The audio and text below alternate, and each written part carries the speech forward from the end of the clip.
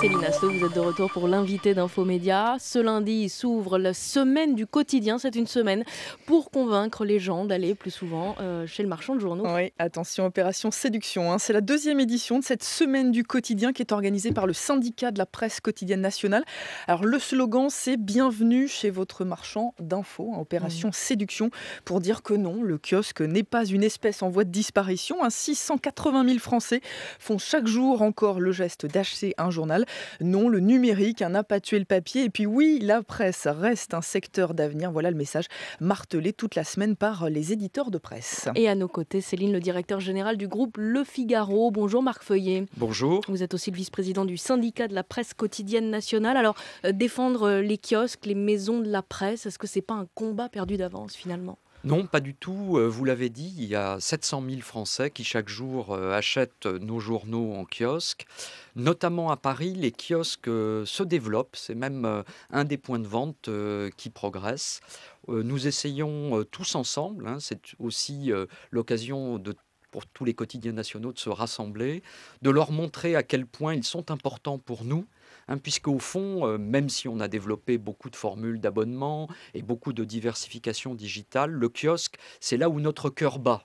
Et c'est pour ça qu'on leur accorde tant d'importance. Surtout les quotidiens, d'ailleurs, beaucoup plus que les magazines ou d'autres types de titres de presse. Les Tout à quotidiens fait. nationaux sont beaucoup vendus encore au numéro, au kiosque ou à la maison de la presse. Tout à fait. Plus de 50% du chiffre d'affaires des kiosques est réalisé par la vente de la presse quotidienne nationale. C'est une vente qui est très réactive et c'est une vente pour nous qui est importante dans notre dynamique. Parce que 26 000 diffuseurs de presse aujourd'hui, c'est-à-dire kiosques, bar tabac, maison de la presse ou les relais aussi dans les gares, c'est de moins en moins. Il y avait 30 000 encore diffuseurs de presse il y a quelques années. Comment aller contre cette tendance finalement ? Alors c'est vrai que dans les centres-villes, il y a une grosse pression sur les fonds de commerce, les pas de porte, qui sont souvent rachetés par des franchises, des banques, des assurances. C'est d'ailleurs la même chose pour tous les commerces de proximité.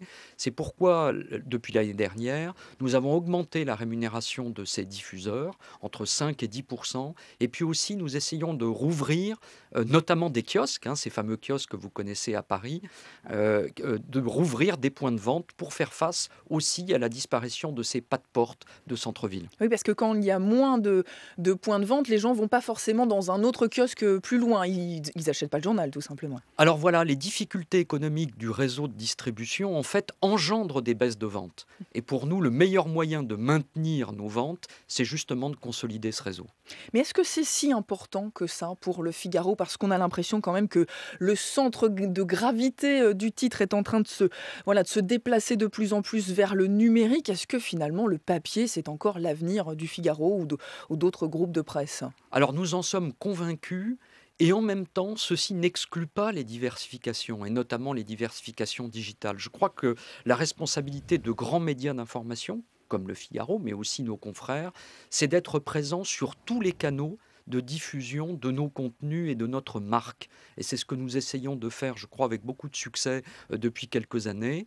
Le digital et le papier ne sont pas incompatibles. D'abord, c'est la même rédaction qui produit ces informations. Et puis, c'est tout simplement s'adapter aux différents usages de nos lecteurs. Peut-être une information sur papier qui est plus longue, plus exigeante, plus éditorialisée, et une information digitale beaucoup plus grand public, si j'ose dire, et qui s'adapte aussi aux nouvelles manières de consommer l'information. Il n'y aurait pas un risque de dispersion qui se ferait justement au détriment du papier ? Moi, je crois que l'un n'est pas exclusif de l'autre à partir du moment où toutes ces offres sont coordonnées.